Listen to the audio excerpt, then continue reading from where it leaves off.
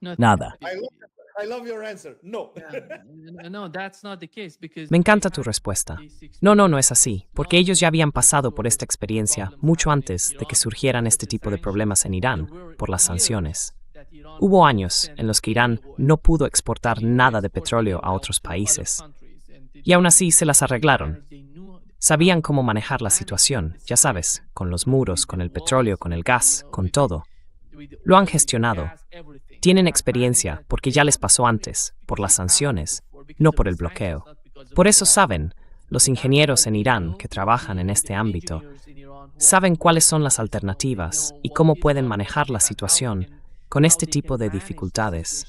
Dificultades repentinas, diría yo. Esto es porque el bloqueo ha sido una especie de sorpresa para Irán, pero no una sorpresa tan grande como para que no puedan afrontarla. Saben cómo hacerlo, creo yo. Y ahora mismo, ni siquiera es uno de los grandes temas en Irán. Nadie está hablando de ello. It's not even one of the biggest issues in Iran. Nobody's talking about it. You look at the yeah. This is Mira eso. Por eso es un engaño. Estás inventando algo cutre. Nada. Así que eso significa que no es un problema real. Nothing. So this means it's not a real problem. they're making these sort of rhetorics, Pepe. It's Están not just usando ese about tipo de this. retórica, They're Pepe. making the- Y no se trata solo de esto, porque están intentando hacer ver que hay una especie de fractura dentro del liderazgo iraní, como si en Irán estuvieran peleando entre ellos. Donald Trump dice, me llamaron, dijeron que aquí nos estamos derrumbando. Están inventando esas cosas porque quieren influir. En realidad, su público está en Occidente, no en Oriente, no en Irán. Los iraníes saben lo que está pasando. Conocen la realidad en el terreno, la situación energética, la escasez que sufren. Saben cómo funciona la economía hoy en día. Entienden perfectamente la realidad de lo que ocurre. Pero creo que en el fondo de lo que estamos hablando es de lo que pasa en Occidente, en los medios de comunicación dominantes, en la forma en que la administración Trump intenta presentar la situación al público occidental, en mi opinión. For the Western audience, in my opinion. Mhm. I don't see any sort of, difficult. No veo ningún tipo de dificultad, ninguna dificultad aplastante para Irán. Sí, hay problemas para Irán en la economía, en el sector energético, eso nadie puede negarlo, pero ellos saben cómo afrontarlo. Ese es el problema de fondo. Por eso no se habla de ello ni en los medios principales, ni en los alternativos dentro de Irán. Mucha gente piensa que Irán solo tiene medios de comunicación controlados por un lado. No, no es así. Puedes encontrar a los críticos más duros del gobierno iraní dentro del propio país, viviendo allí, no fuera. Mucha gente no lo entiende, y por eso nadie habla de este tema en Irán. Ahora mismo, ese no es el asunto principal.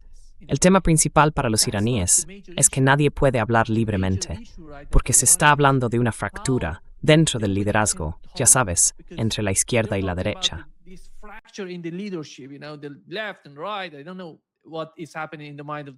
No sé qué pasa por la cabeza de Donald Trump, pero esta gente, los que mandan, tienen tácticas distintas para negociar, para tratar con Estados Unidos. Sin embargo, la estrategia sigue siendo la misma. Saben que nadie va a permitir que Estados Unidos controle el estrecho de Hormuz. Nadie va a dictar nada a los iraníes nunca más. Y sí, por las sanciones, consiguieron durante tanto tiempo presionar a Irán, obligarle a adoptar ciertas posturas. No fue una posición seria para forzar a Irán a aceptar algo. Lo que intentaban era ejercer mucha presión sobre la economía iraní para forzarles a algo. Pero eso ya no está ocurriendo. Todo el mundo dice que ya basta, que eso no va a pasar más. Este es el resultado de lo que Donald Trump ha conseguido hasta ahora en Irán.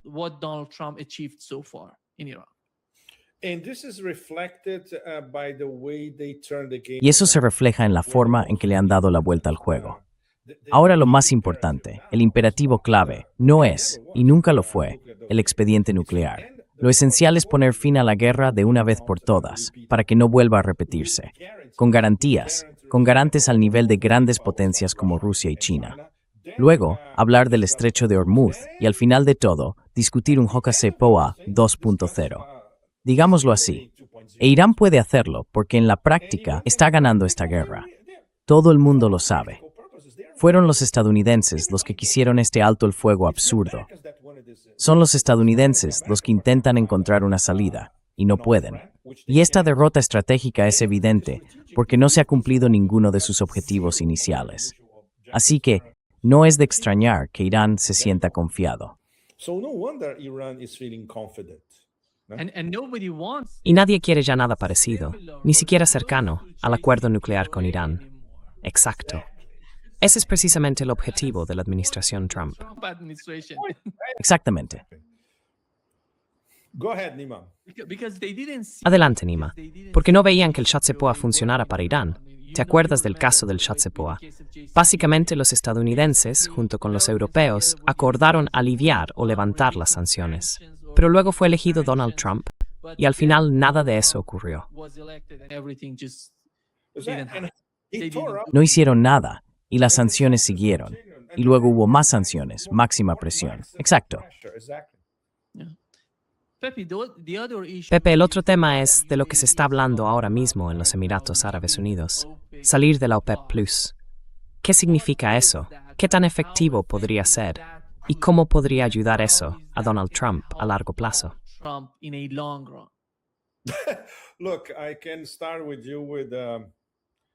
Mira, puedo empezar contigo con algo que no es exactamente un chiste, aunque de hecho ya está circulando uno por el Golfo Pérsico. Dicen, más les vale ponerse las pilas, porque tarde o temprano Irán va a anexionarlo. Bueno, es una broma. Podría serlo Arabia Saudí. En el fondo, están desesperados porque hicieron sus apuestas hace mucho tiempo. Apostaron por Estados Unidos y por Israel.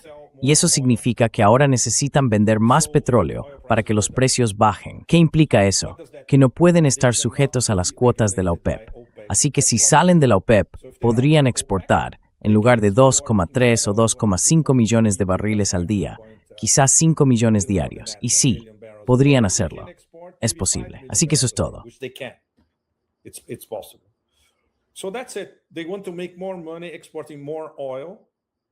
Quieren ganar más dinero exportando más petróleo y que los precios del petróleo bajen es exactamente lo que quiere la administración Trump.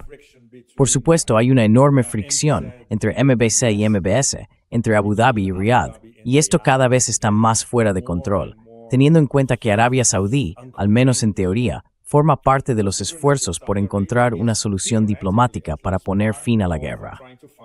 Participaron en aquella primera reunión de los 4 países suníes en Islamabad: Egipto, Turquía, Pakistán y Arabia Saudí. Así que en principio, Arabia Saudí busca algún tipo de entendimiento, al menos con Irán. Los Emiratos Árabes Unidos, en cambio, bueno, no los Emiratos en general, sino Dubái y Abu Dhabi. Eso es otra historia completamente distinta. No los demás Emiratos.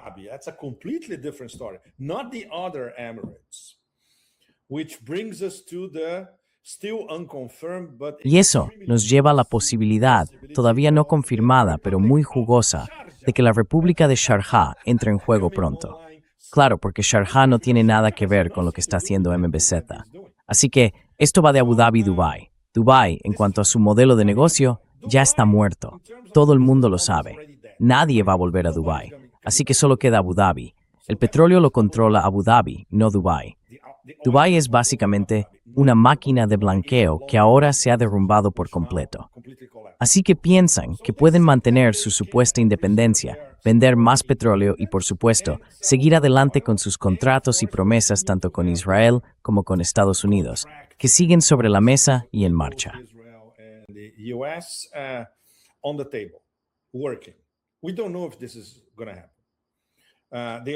No sabemos si esto va a ocurrir. También están apostando por el IMEC, el mal llamado una vez más, gran mal llamado, el corredor India-Medio Oriente, que es el corredor Israel-Arabia Saudí, Emiratos, Europa-India. No sabemos si Arabia Saudí va a formar parte del IMEC. Probablemente no junto a los Emiratos. Los Emiratos siguen apostando por el IMEC porque, claro, están vinculados a la internacional sionista. Así que esa es su apuesta. No sabemos qué va a pasar, pero los rusos ya han dicho que no se van de la OPEP más. Arabia Saudí, seguimos con la OPEP. Así que no cambia nada en cuanto a la OPEP o la OPEP más. En la práctica, Arabia Saudí y Rusia controlan la OPEP más. OPEC Plus, basically, Saudi Arabia and Russia control OPEC Plus. OPEC La OPEP, los Emiratos Árabes Unidos eran un miembro importante de la OPEP, pero no van a desmantelar la organización solo porque ellos se salgan. Y por supuesto, algo muy importante, Nima. Lo hacen porque siguen apostando por el petrodólar, debido a las conexiones con el entramado de Epstein. Así que asumen que van a estar protegidos por Estados Unidos. Pero todo puede cambiar, porque si Irán, diría que más pronto que tarde, decide que los Emiratos, no los Emiratos, Abu Dhabi necesita recibir una lección por lo que han hecho contra Irán desde el inicio de la guerra, e incluso antes de que empezara, se van a meter en un buen lío. Es una decisión movida tanto por la codicia como por la desesperación. Es una mezcla de ambas cosas.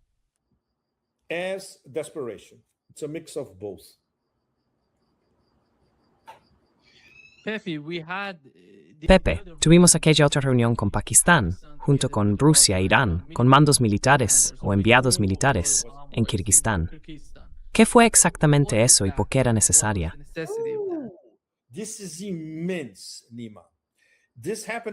Esto es enorme, Nima. Esto ocurrió al mismo tiempo que Arakchi en San Petersburgo. Así que teníamos a todos los ministros de defensa de la Organización de Cooperación de Shanghái reunidos en Kirguistán. ¿Qué significa eso para todos vosotros, nuestra audiencia? Que todos los que cuentan en Eurasia, excepto Turquía, estaban sentados en la misma mesa. En esa mesa estaban Rusia, China, Bielorrusia, India, Pakistán y todos los países de Asia Central. India y Pakistán, juntos en la misma mesa. Rusia y China, en la misma mesa. Todos, en la misma mesa. Y adivinad qué, estaban hablando de lo que está ocurriendo en Irán, porque saben que es una guerra contra ellos. La guerra estadounidense, una vez más, es contra los BRICS y contra la Organización de Cooperación de Shanghái al mismo tiempo.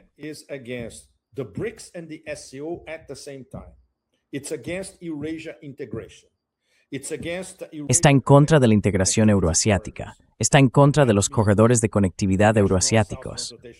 Y eso significa el Corredor Internacional de Transporte Norte-Sur, Rusia, Irán, India, 3 países del grupo BRICS y todos los corredores de la nueva Ruta de la Seda, la Iniciativa de la Franja y la Ruta de China. La guerra de Estados Unidos va contra todo eso. ¿Qué quieren? Una vez más, la mentalidad imperial, dividir y dominar Eurasia, enfrentar a todos los países euroasiáticos entre sí, y sobre todo atacar a los 3 miembros más importantes, lo que yo llamo el nuevo triángulo de Primakov. No es con la India, como cuando Primakov lo concibió a finales de los años 90, al final del milenio. Ahora son Irán, Rusia y China.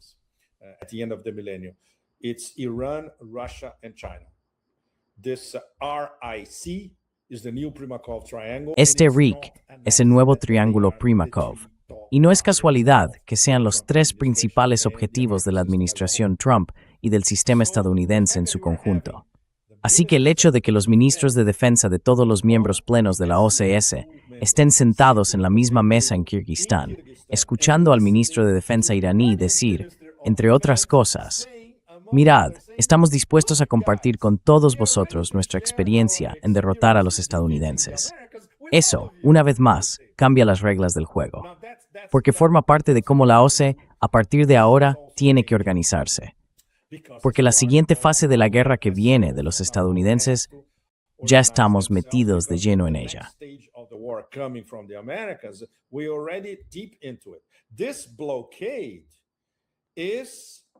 Yo diría que este bloqueo es como el inicio de un futuro bloqueo global por parte de los estadounidenses, si es que consiguen ponerlo en marcha. Es una especie de prueba, Nima, por eso es tan peligroso. La primera prueba fue Venezuela, pero fue muy fácil. Básicamente estaban matando a pescadores en pequeñas embarcaciones, pero seguía siendo un bloqueo. El siguiente paso fue intentar bloquear el estrecho de Hormuz desde Irán para que los estadounidenses controlaran el estrecho. Un desastre total. Entonces, ¿cuál es su plan B? Bien, bloqueamos todos los puertos iraníes, incluido el punto crítico, el estrecho de Hormuz. ¿Está funcionando? Es demasiado pronto para saberlo. Por ahora, en su mayor parte, es un desastre, pero ya lo están aplicando. También es una prueba. Yo diría que esto se parece más a una operación de Nindopak que a una operación de CENTCOM.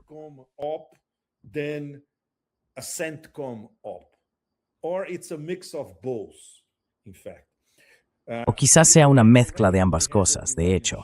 Ya habían interceptado barcos iraníes fuera del mar Arábigo, en los límites orientales del Océano Índico, cerca de Sri Lanka y no muy lejos del sudeste asiático. De hecho, ya dentro del sudeste asiático. Y eso nos lleva al tema de la columna que escribí hoy, que probablemente se publique mañana, Nima. Te envié el original. Primero, Hormuz. Después, Malaca. ¿Por qué? Porque es una obsesión estadounidense, tanto como una obsesión china. En el caso de China, es una obsesión defensiva, porque saben, de hecho lo saben desde principios de los 2000, y es una historia que llevo siguiendo casi 25 años con detalle. El famoso síndrome de la huida de Malaca. Los chinos miraron el mapa, miraron el estrecho de Malaca y pensaron, vaya, estamos en un problema.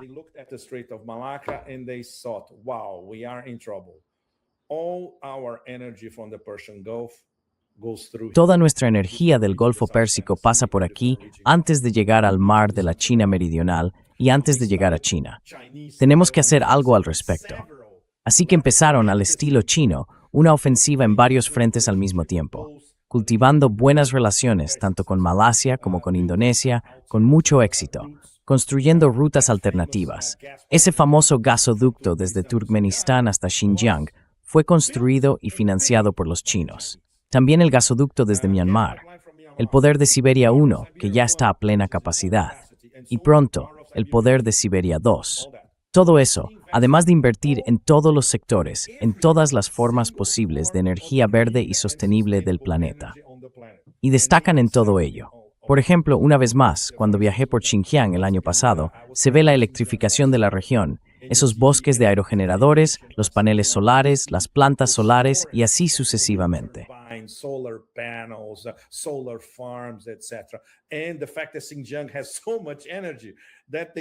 Y el hecho es que Xinjiang tiene tanta energía que incluso le vende energía al resto de China en conjunto. Así que eso es. Esa fue la estrategia china para escapar de Malaca, porque sabían que tarde o temprano los estadounidenses intentarían hacer algo raro en el estrecho de Malaca. Y estamos llegando a ese punto, a esa estrategia, Nima.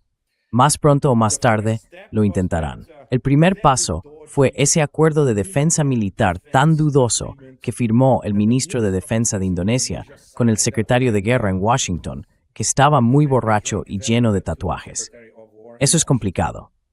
De hecho, hubo un enfrentamiento entre el ministro de Defensa en Yakarta y el ministro de Asuntos Exteriores.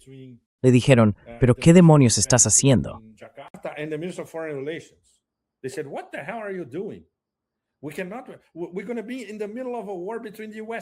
Vamos a acabar en medio de una guerra entre Estados Unidos y China.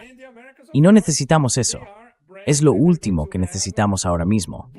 Los estadounidenses, por supuesto, presumen de que van a tener derechos de sobrevuelo total sobre el territorio indonesio que limita con el estrecho de Malaca. Si eso ocurre, adivináis cuál va a ser la respuesta china. Yo no querría estar en Yakarta cuando pase eso, si pasa.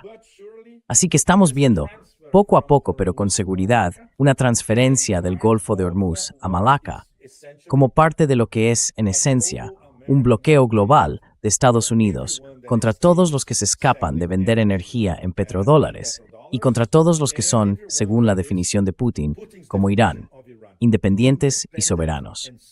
Por eso lo que estamos viendo ahora es una especie de prueba y las cosas pueden ponerse mucho más duras a partir de ahora.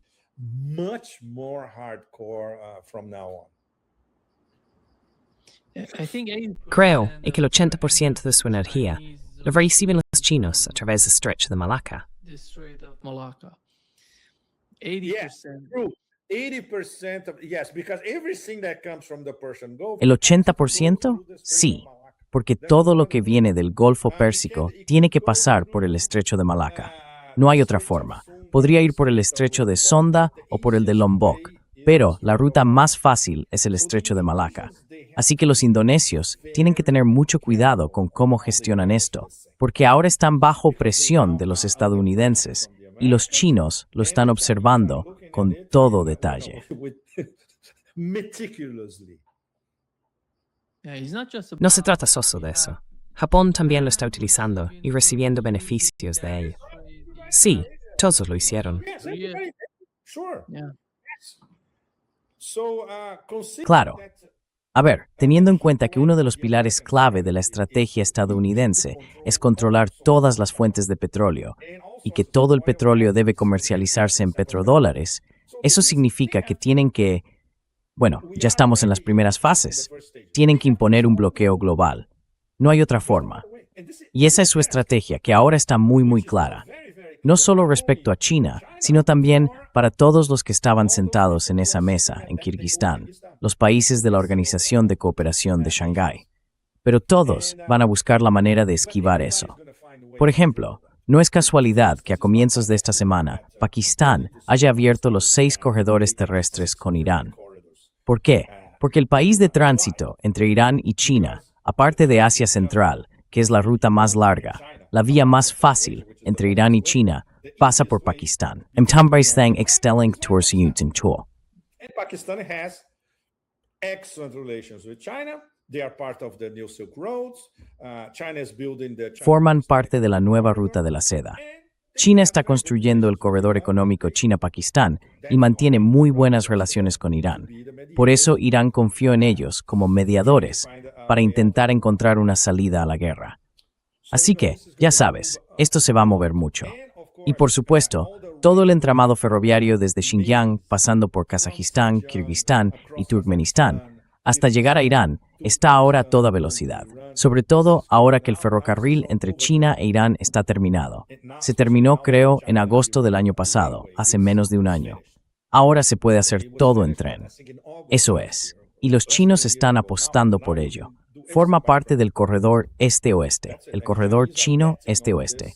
Y la parte más importante de ese corredor pasa por Irán, porque atravesar Asia Central fue más fácil, ya que empezaron a construir esas líneas ferroviarias hace mucho tiempo.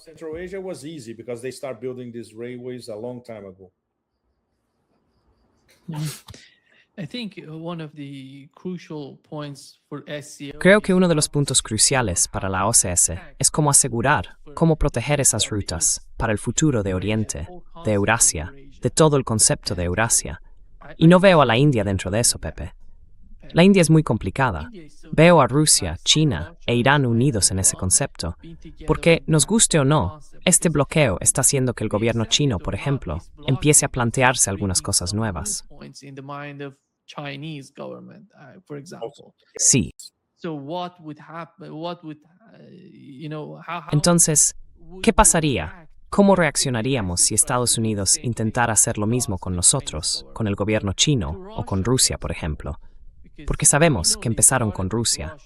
Recordad los ataques a los petroleros rusos. Y no es solo Estados Unidos. También se hablaba de que la OTAN quería hacer algo con Rusia. Y ahora, con Irán, creo que podemos estar seguros de que van a seguir con esa misma actitud. Porque en el hemisferio occidental, hablo de Estados Unidos, de Norteamérica, de Sudamérica, aquí en Brasil, sabemos lo que está pasando. ¿Cuál es el juego de Washington? Ellos no dependen tanto del petróleo que viene de fuera. Sí. Por eso, pueden desmantelar por completo todo este sistema en Oriente para dar paso a ese imperio, como ellos lo llaman, el imperio. Creo que lo que destaca el embajador Charles Freeman es cómo el mundo se está reconfigurando hacia un modelo multipolar. Porque si miras la naturaleza de la relación con China, que es un gigante, económicamente, militarmente, es un país enorme, la cuestión es que no están presionando a Rusia ni a Irán, porque entienden la relación, la asociación que existe entre ellos.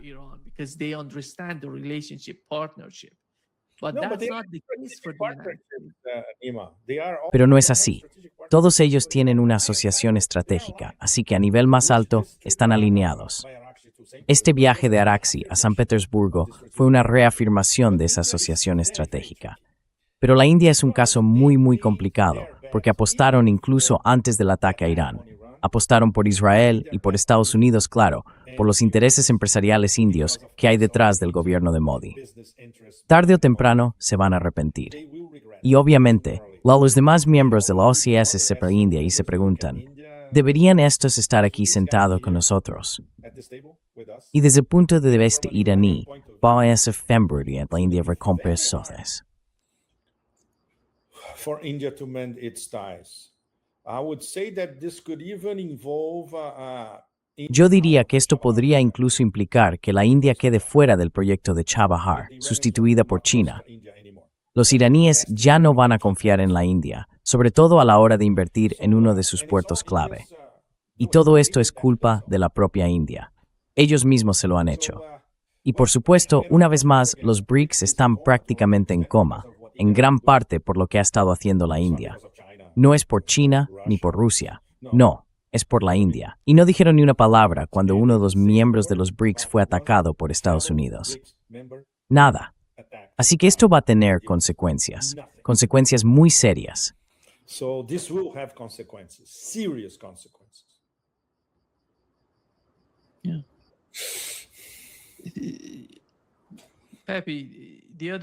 Pepe, el otro tema que sabemos que está sobre la mesa es el de Líbano. ¿Ves a Irán hablando con Estados Unidos? ¿Cómo quiere Irán plantear el caso de Líbano? Porque la situación en Líbano es muy grave. Sabemos que Estados Unidos...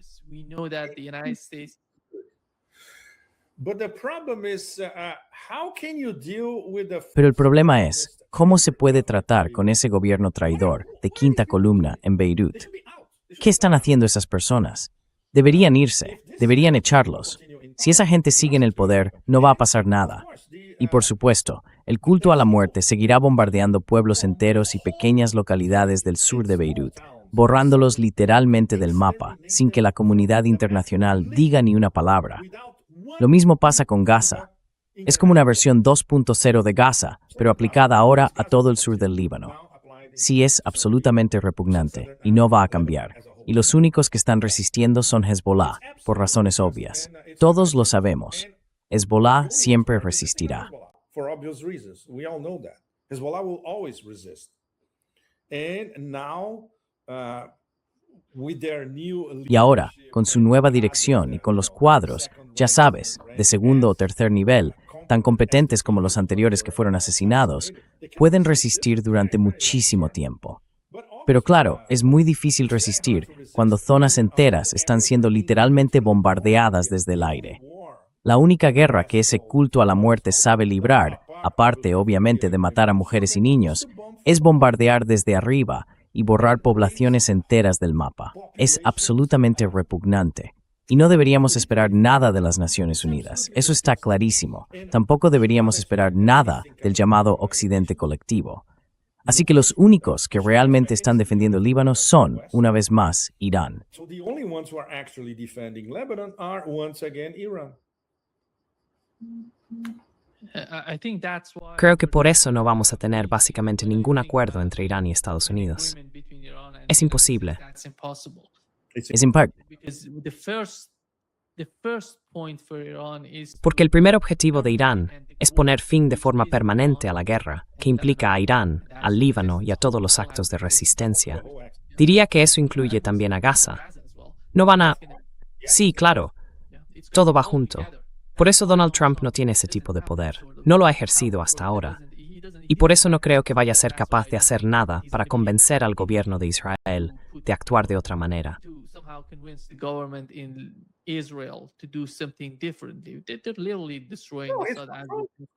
Están literalmente destruyendo. No, él está controlado por ellos, Nima. ¿Cómo puede siquiera intentar hacer algo? Está totalmente controlado por ellos. Y ahora, con esos signos de demencia progresiva sumados a ese narcisismo intergaláctico, es aún peor. Y por supuesto, mentiras, mentiras, mentiras sin parar. Mentiras y fanfarronería. Y luego, fanfarronería mentirosa. Eso es todo. Esa es la única narrativa. That's the only narrative.